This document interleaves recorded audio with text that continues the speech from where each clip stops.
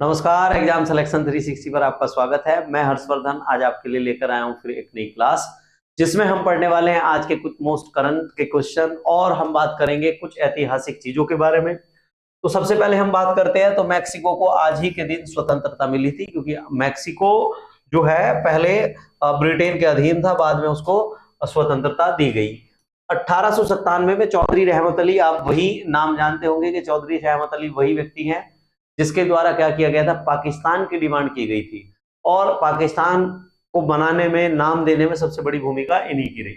1915 प्रसिद्ध भारतीय क्रांतिकारी करतार सिंह सराभा का निधन 1915 में आज ही के दिन हुआ था। इसके अलावा 2014 में इस्लामिक स्टेट सीरियाई कुर्दिश लड़ाकों के खिलाफ आज ही के दिन युद्ध छिड़ा था।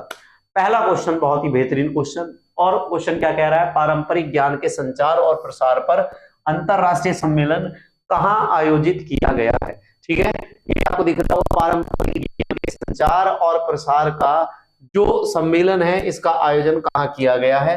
तो आंसर आपको दिख रहा होगा, आंसर क्या है इसका, गुरुग्राम। कहां पर है आंसर, गुरुग्राम में आपका संचार और प्रसार का ये महोत्सव किया गया। उद्घाटन की अगर बात करें तो औद्योगिक अनुसंधान परिषद, जिसको CSIR कहा जाता है, उसके द्वारा इसका उद्घाटन किया गया। विज्ञान संचार नीति अनुसंधान संस्थान, जिनको NICPR कहा जाएगा, इसके द्वारा इसको शुरू किया गया। इसके अलावा आप ध्यान रखना कि गुरुग्राम विश्वविद्यालय की इसमें बड़ी भूमिका रही है। सारा ऑर्गेनाइज गुरुग्राम विश्वविद्यालय के द्वारा ही सारी व्यवस्थाएं उसके द्वारा करवाई गई थी। साथ ही में ध्यान रखना इसका मुख्य विषय क्या है, तो सम्मेलन में विषय की बात करें तो अंतः विषय अनुसंधान और पारंपरिक ज्ञान को आधुनिक विज्ञान के साथ एकीकृत करने पर जो है जोर दिया गया है इसमें। ये बात आपको ध्यान रखनी है, ठीक है। अगली अगर बात करें CSIR की, तो CSIR के बारे में आप कह सकते हैं कि council of scientific and industrial research, ये भारत के सबसे प्रमुख बड़े रिसर्च सेंटरों में से एक है। इसके अलावा आपको ध्यान रखना है, तो इसकी स्थापना 1942 में की गई थी। मुख्यालय इसका नई दिल्ली में है और इसके अध्यक्ष की अगर बात करें तो प्रधानमंत्री, उपाध्यक्ष केंद्रीय विज्ञान मंत्री एवं प्रौद्योगिकी मंत्री होते हैं। और आपको पता है कि केंद्रीय विज्ञान एवं प्रौद्योगिकी मंत्री हमारे डॉक्टर जितेंद्र सिंह हैं। महासचिव की अगर बात करें तो महासचिव इसकी महिला है, डॉक्टर श्रीमती NK कैलसेल्वी। NK कैलसेल्वी का पिछले महीने कार्यकाल पूरा हो रहा था, सरकार ने उनके कार्यकाल को 2 महीने के लिए बढ़ा दिया है। भारत का सबसे बड़ा विज्ञान और प्रौद्योगिकी अनुसंधान विकास संस्थान की अगर बात करें तो वो आपका क्या है, CSIR है। क्लियर है ना, ये बात समझ में आ गई। तो अब बढ़ते हैं अगले क्वेश्चन की तरफ। दिल्ली के सराय काले खां, भाई साहब ये क्वेश्चन मैं कह रहा हूं आपका मोस्ट है, जितने भी पेपर होंगे ये आएगा, क्योंकि दिल्ली के सबसे फेमस चौराहों में से एक था सराय काले खां चौराहा। तो दिल्ली के सराय काले खां ISBT चौक का नाम बदलकर क्या कर दिया गया है। आज ही के दिन आपको पता होगा कि 15 नवंबर के दिन एक जयंती थी, बिरसा मुंडा की 150वीं जयंती। गृह मंत्री के द्वारा भारत को सूचना दी गई और उसमें बताया गया कि सराय काले खां ISBT चौक का नाम बदलकर बिरसा मुंडा चौक कर दिया गया है। ठीक है, बिरसा मुंडा की जयंती पर केंद्र सरकार ने इसका निर्णय लिया है।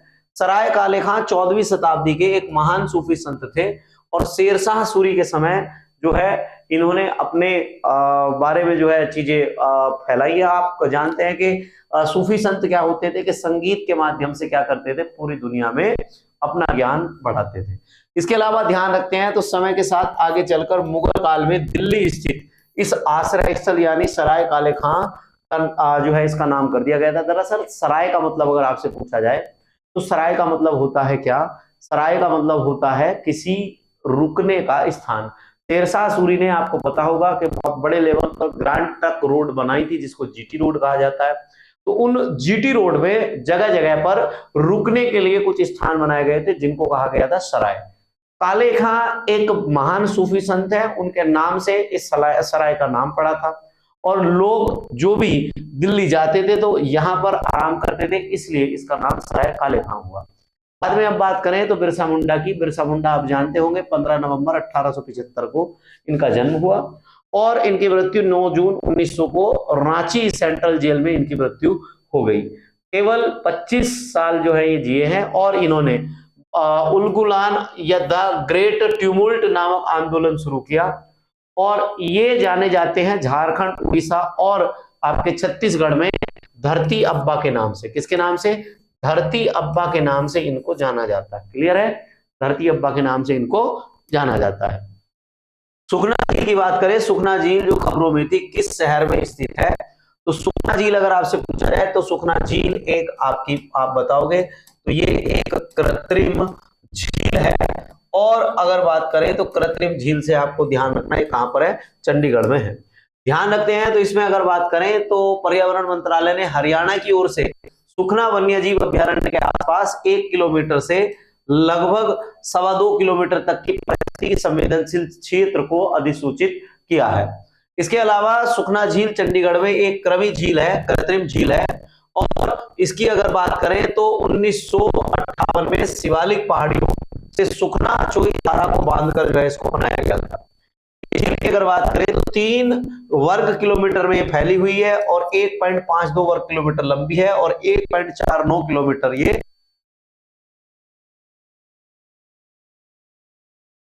राष्ट्रीय आर्द्र भूमि के रूप में मान्यता दी हुई है। कुछ झीलों के बारे में मैं आपको बता देता हूं। तो दुनिया की अगर बात करें सबसे मीठे पानी की झील बुलर झील है, भारत की सबसे बड़ी मीठे पानी की झील बुलर झील। इसके अलावा आपसे पूछा जाए तो आप ये कह सकते हैं कि दुनिया की सबसे बड़ी मीठे पानी की झील सुपीरियर झील, दुनिया की सबसे बड़ी खारे पानी की झील कैस्पियन सागर, दुनिया की सबसे ऊंची टिटिकाका झील है जो पेरू और बोलिविया आप कह सकते हैं कि दक्षिणी अमेरिकी देश है ये। और इन दक्षिणी अमेरिकी देशों की सीमा पर आपकी टिटिकाका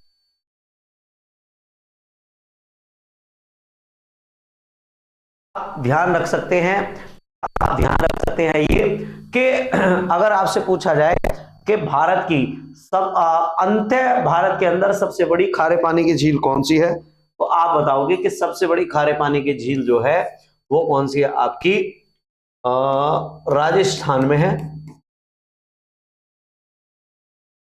और इसका नाम है सांभर झील। सांभर झील है, ठीक है। अगले क्वेश्चन पर आते हैं।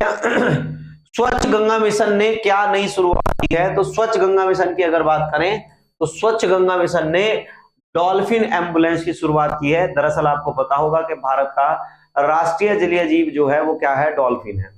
और डॉल्फिन की सुरक्षा के लिए आपका एक नई शुरुआत की गई है कि डॉल्फिन एम्बुलेंस शुरू की गई है। इसमें आपको ध्यान रखना है तो राष्ट्रीय स्वच्छ गंगा मिशन की 58वीं कार्यकारी समिति में डॉल्फिन एम्बुलेंस की शुरुआत की गई। इसमें कुछ और नए निर्णय लिए गए हैं कि उत्तर प्रदेश में गंगा बेसिन लुप्तप्राय कछुओं की संरक्षण की योजनाओं को मंजूरी दी गई है। ऐसे कछुए जो धीरे धीरे लुप्त हो रहे हैं उनका संरक्षण किया जाएगा। चंबल, सोन, दामोदर, टोंस नदियों के पर्यावरणीय प्रवाह का आकलन करने के लिए 11 करोड़ रुपए का बजट रखा गया। उन नदियों का भी धीरे धीरे क्या किया जाएगा? जीर्णोद्धार किया जाएगा। यात्रा वृत्तांत श्रृंखला इसकी लंबे समय से चल रही है। तो रग रग में गंगा ये एक जीवन धारा के तीसरे सत्र को भी क्या की गई है? मंजूरी दी गई है। इसके अलावा राष्ट्रीय स्वच्छ गंगा मिशन की अगर बात करें तो 12 अगस्त 2011 को एनएमसीटी की सोसाइटी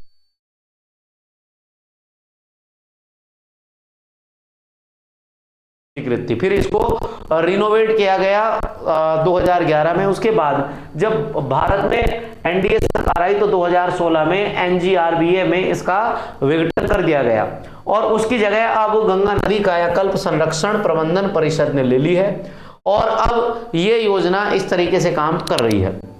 इसके अलावा आपको ध्यान रखना है इसके उद्देश्य की अगर बात करें तो प्रदूषण को कम करना, गंगा नदी का कायाकल्प सुनिश्चित 1400 करोड़ रुपए की धनराशि इस पर अभी तक जो है खर्च की जा चुकी है। प्रथम बोडोलैंड महोत्सव का उद्घाटन कहां किया गया है? क्वेश्चन समझ में आ गया? प्रथम बोडोलैंड महोत्सव का उद्घाटन कहां किया गया है अगर आपसे पूछा जाए तो आप बता सकते हैं कि बोडोलैंड आपका कहां पर होगा? त्रिपुरा में, ठीक है। सॉरी, कहां पर है? नई दिल्ली में। इसका बोडोलैंड का जो महोत्सव का उद्घाटन किया गया है वो किया गया है नरेंद्र मोदी के द्वारा नई दिल्ली में इसका उद्घाटन किया गया है। बोडोलैंड महोत्सव की अगर बात करें तो इसमें क्या होगा कि लोगों की समृद्ध जो बोडो जनजाति है उसकी समृद्ध भाषा, विरासत, परंपराओं की हम जानकारी पूरी दुनिया को देंगे। इसके अलावा महोत्सव का विषय अगर आपसे पूछा जाए तो समृद्ध भारत के लिए शांति और भाईचारा, ये इसका विषय होने वाला है। बोडो जनजाति की अगर बात करें तो मुख्य रूप से असम के बोडोलैंड प्रादेशिक क्षेत्र में ये केंद्रित है। बोडो जनजाति के लोग तिब्बती और बर्मी भाषा जो है बोलते हैं, और बोडो जनजाति को भारतीय संविधान की 6ठी अनुसूची में मान्यता प्राप्त है। क्लियर है, ये इसको जो है 6ठी अनुसूची में मान्यता प्राप्त है। और बोडो जनजाति के लोगों को बोरो भी कहा जाता है। इनको क्या कहा जाएगा, इनको बोरो भी कहा जाता है। क्लियर है, समझ में आ रहा है। तो बोडो जनजाति, अगर आपसे पूछा जाए भारत की सबसे बड़ी जनजाति का नाम क्या है, तो गोंड है। इसके अलावा आपको पता होगा कि भारत की जनजातियों का जो संरक्षण है वो अनुसूची 6 के द्वारा किया जाता है। अगले क्वेश्चन पर आते हैं। अगला क्वेश्चन ये है कि राष्ट्रीय प्रेस दिवस कब मनाया जाता है। आपको पता होगा कि 15 नवंबर में आपका जो है आपका मनाया गया जनजाति गौरव दिवस। ठीक है, यहां मनाया गया जनजाति गौरव दिवस। इसके अलावा अगर बात करें आपसे तो 16 नवंबर में और 14 नवंबर में, 14 नवंबर में आपका मनाया गया क्या, आपका बाल दिवस।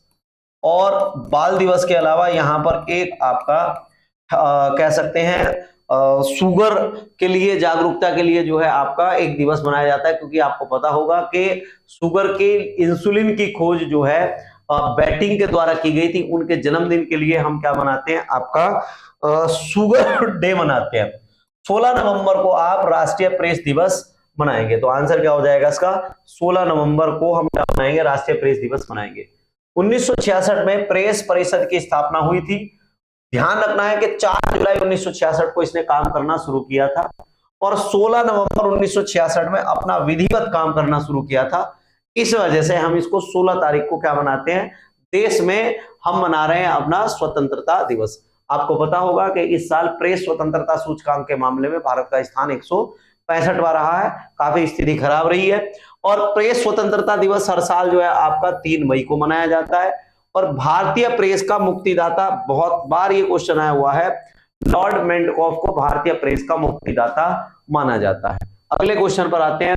राष्ट्रीय पुस्तक दिवस सप्ताह कब से कब तक मनाया जाएगा। तो राष्ट्रीय पुस्तक दिवस सप्ताह आपका 14 नवंबर से 20 नवंबर तक मनाया जाता है। कब से कब तक, 14 नवंबर से 20 नवंबर तक इसको मनाया जाता है। इसके अलावा आप ध्यान रखेंगे कि ये युवाओं के लिए पुस्तकों को पढ़ने के आनंद का एक उत्सव है। धीरे धीरे दरअसल क्या हो रहा है, सारी की सारी जो जनरेशन है वो पुस्तकों से दूर जा रही है। वो क्या कर रही है, मोबाइल, इसके अलावा टैबलेट, कंप्यूटर, इन सभी पर ज्यादा समय बिताती है। किताबों को धीरे धीरे सभी लोग डिक्लाइन करते चले जा रहे हैं। उनकी जागरूकता के लिए ये सप्ताह मनाया जाता है। इसकी शुरुआत दरअसल 1919 में हुई थी। विश्व पुस्तक दिवस की बात करें तो 23 अप्रैल को यह हर बार मनाया जाता है। राष्ट्रीय पुस्तकालय दिवस हर साल 6 अप्रैल को मनाया जाता है, आपको यह भी ध्यान रखना है। और दुनिया की सबसे बड़ी लाइब्रेरी की अगर बात करें तो लाइब्रेरी ऑफ कांग्रेस दुनिया की सबसे बड़ी लाइब्रेरी है। और अशरबनपाल का जो पुस्तकालय दुनिया का सबसे पुराना पुस्तकालय माना जाता है। जो अशरबनपाल पुस्तकालय है ये आपका इराक में है, ये आपको ध्यान रखना है। तो पुस्तकालयों की बात मैंने कर दी है आपके सामने। इसके अलावा पहली बार भारतीय मौसम विभाग ने किस तीर्थ यात्रा में जो है, पहली बार भारतीय मौसम विभाग ने स्थानीय मौसम पूर्वानुमान प्रणाली शुरू की है। ठीक है, भारतीय मौसम विभाग ने स्थानीय मौसम पूर्वानुमान प्रणाली शुरू की है। तो आंसर बन जाएगा, इसका आंसर हो गया सबरीमाला तीर्थ यात्रा। सबरीमाला तीर्थ यात्रा जो है ये शुरू की गई है। इसमें क्या होगा कि आपको पता होगा कि इस साल केरल में बहुत बड़ी बड़ी दुर्घटनाएं हुई, लैंडस्लाइड हुई, कई सौ लोग मारे गए। अब उस चीज की जागरूकता के लिए क्या किया गया कि जो लोग सबरीमाला मंदिर की तीर्थ यात्रा पर जाएंगे उनको पहले भारतीय मौसम विभाग जो है क्या करेगा, पूर्वानुमान जो है उनको बता देगा कि बारिश होगी, लैंडस्लाइड होगी, क्या होने वाला है, उस चीज के लिए ये जारी किया गया है। अगर बात करें तो अमरनाथ और चारधाम यात्राओं के लिए इस्तेमाल की जाने वाली प्रणाली के ये समान है। पहले क्या होता है कि जो अमरनाथ और चारधाम की जो यात्राएं होती हैं उसमें जो यात्री जाते हैं तो उनसे पहले उनको मौसम की जानकारी दे दी जाती है, जिससे आगे जाके कोई दिक्कत ना हो। सबरीमाला की अगर बात करें तो केरल के सबरीमाला मंदिर में भगवान अयप्पा की पूजा की जाती है। ये आपको पता होगा कि भगवान अयप्पा कौन है, भगवान शिव और विष्णु के मोहिनी अवतार के द्वारा जो पुत्र पैदा हुआ उनको कहा गया था भगवान अयप्पा। भगवान अयप्पा के बाद अगर आपसे पूछा जाए तो केरल राज्य के पतनमतिट्टा जिले के पोरियार टाइगर अभयारण्य के अंदर जो है सबरीमाला पहाड़ पर यह मंदिर है। और आपको पता होगा 2018 में 12 साल से ऊपर और 50 साल से नीचे की महिलाओं को सबरीमाला मंदिर में प्रवेश पर प्रतिबंध था, और इस प्रतिबंध को क्या कर दिया गया था, सुप्रीम कोर्ट के द्वारा आर्टिकल 25 का हवाला देकर पूरी तरह समाप्त कर दिया गया था। टिम साउदी आपको पता होगा ये कौन है, न्यूजीलैंड के इस समय टेस्ट कप्तान हैं, और इन्होंने देश के प्रमुख खिलाड़ी हैं जिन्होंने संन्यास की घोषणा कर दिया। तो मैंने आपको आंसर बता ही दिया है, आंसर है न्यूजीलैंड। न्यूजीलैंड आपको पता ही होगा भारत में अभी एक टेस्ट मैच की सीरीज खेल कर गई है, और भारत लगभग 12 साल बाद जो है किसी टीम से टेस्ट मैच सीरीज हारा है, ये आपको ध्यान रखनी है। अगले बात करें तो न्यूजीलैंड से टिम साउदी इंग्लैंड के खिलाफ न्यूजीलैंड की जो घरेलू श्रृंखला के बाद जो है टेस्ट क्रिकेट से संन्यास लेंगे। उन्होंने ये कहा है कि आने वाली जो आईसीसी चैंपियंस ट्रॉफी होगी उसमें वो भाग ले भी सकते हैं। अगर टीम फाइनल तक जाती है तो वो एक बार विचार करेंगे कि भाग लेना है या नहीं लेना। संभावना प्रबल ये है कि वो जो है फाइनल मैच तक जो है खेलने वाले हैं। 18 सालों तक न्यूजीलैंड की टीम में जो ये शामिल रहे हैं, तो ये अपने आप में एक बड़ी बात है। और सऊदी ने लगभग 400 मैच जो है कितने अभी तक इंटरनेशनल मैच 400 खेले हैं। इनके करियर के बारे में बताते हैं तो अंतरराष्ट्रीय इन्होंने 770 विकेट लिए हैं, 104 टेस्ट मैचों में 385 विकेट लिए हैं, वनडे 161 मैचों में इन्होंने 261 विकेट लिए हैं, और T20 126 मैचों में इन्होंने 164 विकेट लिए हैं। 2021 में आईसीसी विश्व टेस्ट चैंपियनशिप जब भारत को हराकर न्यूजीलैंड विश्व विजेता बनी थी, उस टीम का भी ये प्रमुख हिस्सा रहे थे।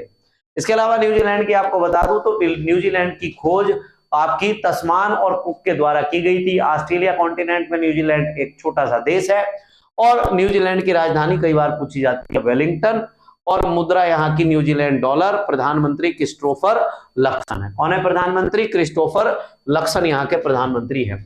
उष्णकटिबंधीय तूफान सारा किस देश में आया है? आपको समझ में आ गया होगा। तो उष्णकटिबंधीय तूफान अगर बात करें सारा, तो उत्तरी होंडुरास आपका अमेरिकी कॉन्टिनेंट का एक देश है, ये यहाँ पर आया है, और ये आपका गर्मियों में तूफान है। इतना ज्यादा भयंकर तूफान नहीं है, केवल इसमें 57 किलोमीटर की रफ्तार से हवा चलने वाली है। थोड़ी बहुत इससे ज्यादा मतलब हानि ज्यादा नहीं होने वाली, इससे थोड़ी बहुत हानि होगी। ऐसा तूफान नहीं आएगा जैसे अभी यागी तूफान आया था जिससे बड़े लेवल पर यहाँ पर हानि हुई थी। प्रभावित क्षेत्र की अगर बात करें तो ब्रूस लगुना और रोतन, ये वाले क्षेत्र इससे प्रभावित होंगे।